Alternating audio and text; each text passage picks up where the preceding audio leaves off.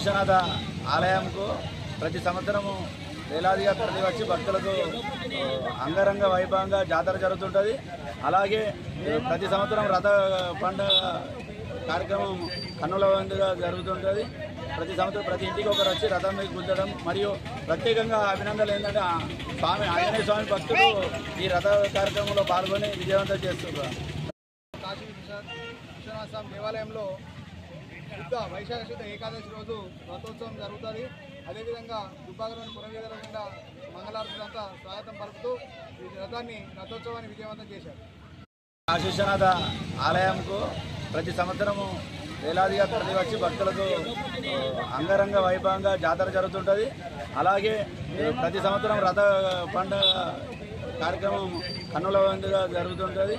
ప్రతి సంవత్సరం ప్రతి ఇంటికి ఒకరు వచ్చి రథం మీద గుద్దడం మరియు ప్రత్యేకంగా అభినందనలు ఏంటంటే స్వామి ఆంజనేయ స్వామి భక్తులు ఈ రథ కార్యక్రమంలో పాల్గొని విజయవంతం చేస్తున్నారు. కాశీ విశ్వనాథ స్వామి దేవాలయంలో వైశాఖ శుద్ధ ఏకాదశి రోజు రథోత్సవం జరుగుతుంది.